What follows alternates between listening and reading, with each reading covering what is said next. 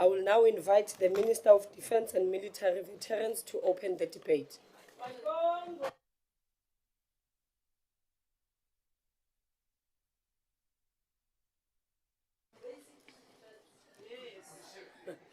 House Chair, Deputy Ministers of Defence and Military Veterans, Deputy Ministers present, Chairpersons and members of the Portfolio Committee on Defence and Military Veterans and the Joint Standing Committee on Defence, Honourable members, the Acting Secretary for the Defence, the Chief of the National Defence Force, and Acting Director General of the Military Veterans, and members of the Military Command and Secretariat Council, Chairperson, and also CEOs of defence entities and distinguished guests.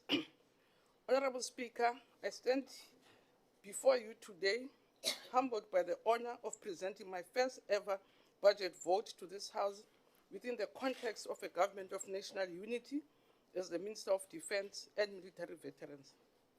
I wish that we recognize those brave men and women who have paid the ultimate price in service of our country. From the going down of the sun and the rising of the sun, we will forever remember them. Yes, we'll remember them because for our tomorrows, they gave their today. Honorable Speaker, these are indeed dangerous times. They are difficult times. We live in a world where the only constant is change itself. It is a world of increasing volatility, exacerbated by its ambiguity and complexity, characterized by a state of troubled peace. And the role of the National Defence Force has never been more important than it is now, both here at home and on the continent. And the demand upon this Defence Force is unceasing, and its members serve loyally and faithfully across all arms of service. Some have paid the ultimate price in the defense of our country's sovereignty and our responsibility as peacekeepers and peace builders in Africa. And our country must acknowledge and appreciate the patriotic role played by these members.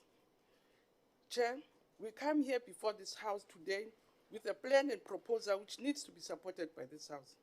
As stated in the Defence Act founding documents, the primary function of SADF includes deterrence, defense of the territorial integrity and national sovereignty, and the protection of key national interests.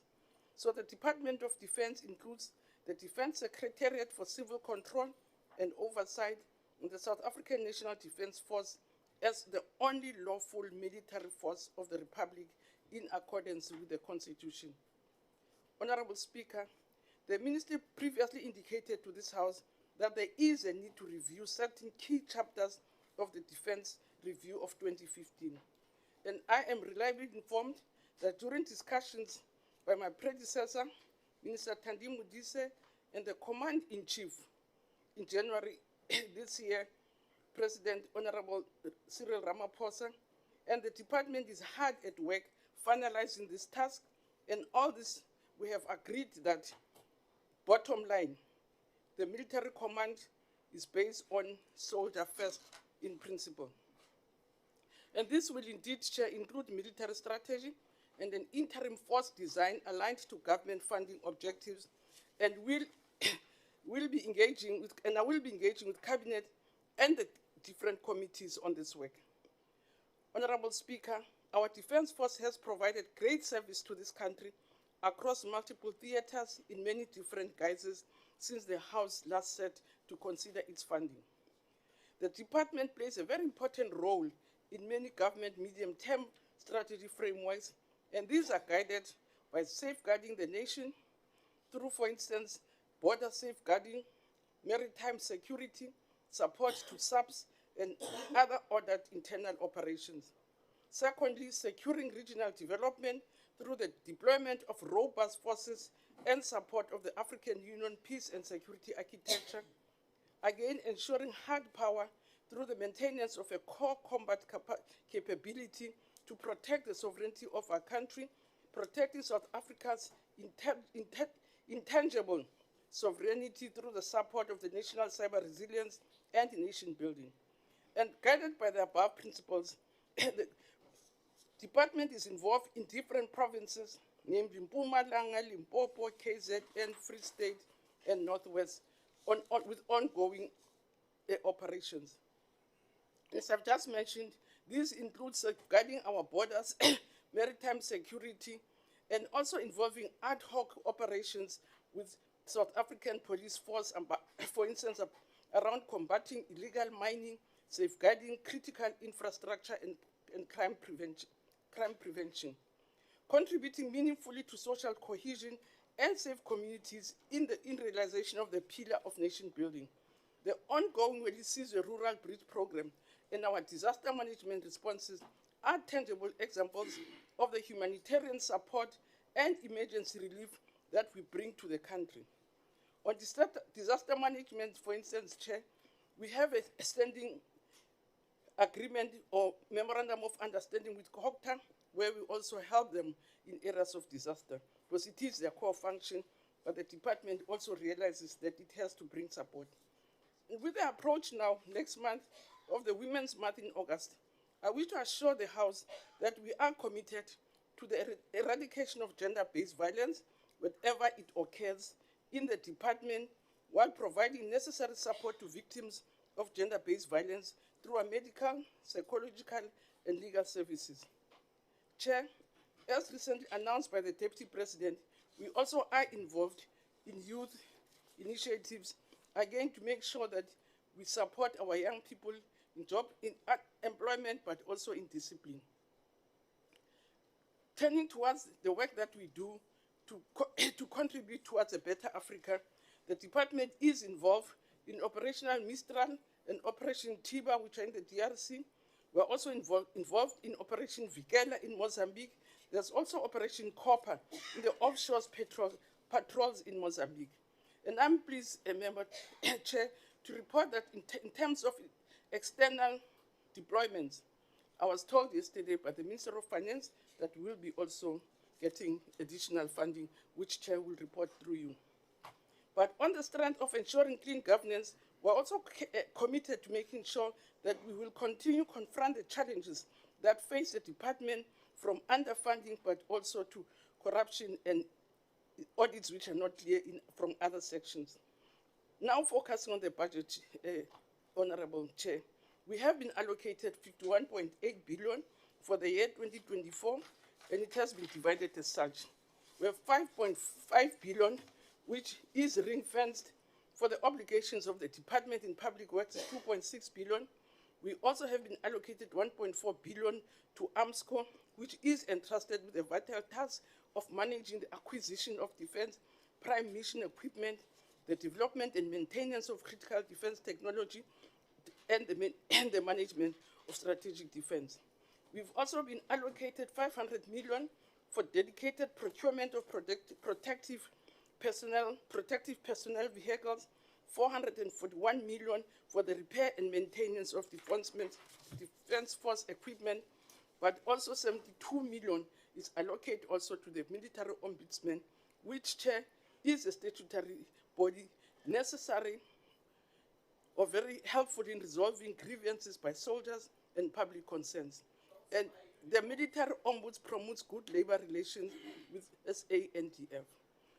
The department has also been allocated 300 million for day-to-day maintenance of emergency repairs, 60 million for the deployment of resources that were used before for the 29th, 24 elections and after, and 6 million to assist the Council Control Board to manage the Castle of Good Hope, which is a very great national heritage asset.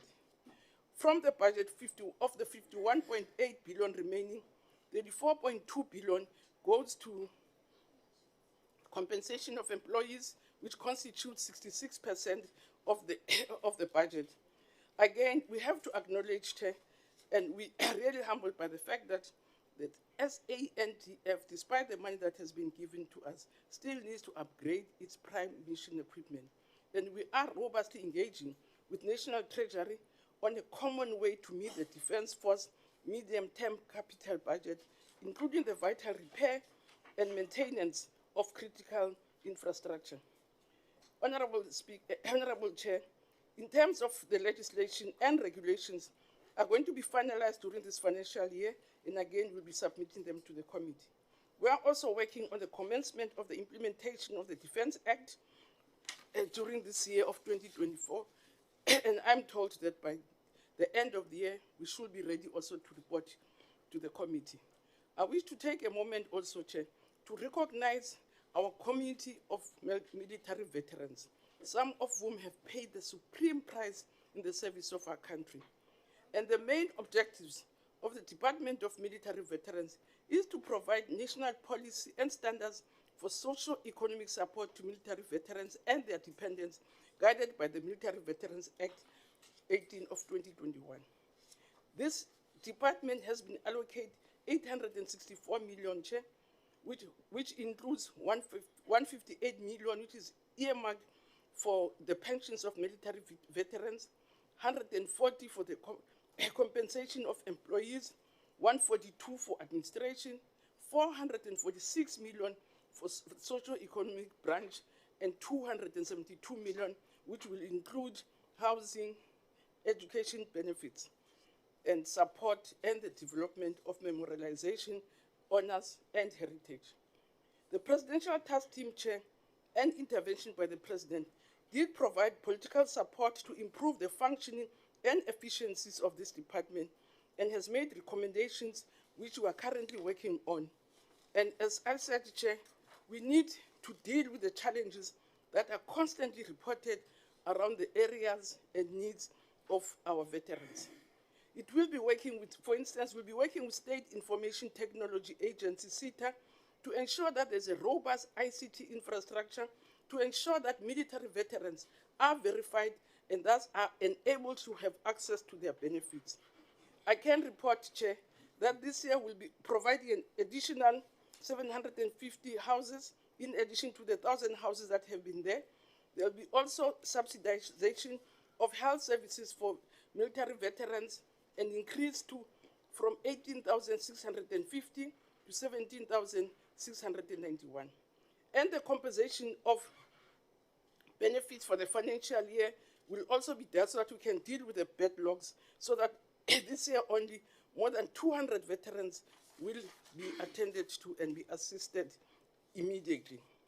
Chair, the department is working to improve the administration, the payment of the military veterans pension, and is working with the Government Pension Administration Agency that over 18,000 applications that are currently under consideration have been received by the Government Pension Agency since the start of the implementation of this benefit. And progress is being made also on the other hand, Chair, to repatriate fallen liberation struggle heroes from different areas and also from different parts outside the country. Speaker, the Military Statutory Veterans Advisory Body is already in place, and this body is even more important now that the department is in the process of finalizing the review of the Act, similarly the Statutory of Military Veterans. In the period under review, Chair, the department is looking to ensuring that the umbrella body of military veterans, the South African National Military Veterans Association, holds its elective conference, and it does give me pleasure to report that the responsibility of the Department of Military Veterans is to facilitate the long-awaited renewal of the mandate of the Military Veterans Umbrella Body. The existence of strong, united, well-managed, representative, transparent, and accountable Military Veterans Association is very important and complementary to the realization of the mandate of the Department of Military Veterans. So, Honorable Chair, in terms of statutory mandate, the Defence Force Service Commission detailed recommendation on the cost of living adjustments for the members of the South African National Defence Force. The service, to improve the service conditions of the military, including matters such as unemployment insurance to reserve force members and the South African National Defence Force Group Life Insurance Scheme, and the stabilization of the regular force medical continuation fund. So, Chair, in conclusion, Honorable Speaker, in this, the 30th anniversary of both fully democratic South Africa and of the South African National Defence Force, it is important that we ensure that we have a fully functioning, modern, and capable defense force more than any other time in the last 3 decades. The threats we face, both internally and externally, are manifest. As I alluded to in my preamble, Chair, the world we live in is vastly different to the one that we inherited from our founding fathers in 1994. Our expectations of what we need from the SANDF do have risen, and they have risen exponentially and accordingly. As this House gathers under the auspice of the Government of National Unity, Honorable Speaker, the Council of Control continues to excel on the global heritage and memorialization scene, utilizing the Castle of Good Hope as a symbol of understanding, education, healing, and building. So let's recognize that we need to act accordingly as patriots and people of this country. Chair, as I conclude, we need to keep contributing to peace and stability in our country and in the continent. Throughout the 30 years, our men and women in uniform have continuously been patriotic, and for that, we remain grateful, appreciative, and humbled. I thank you, Chair.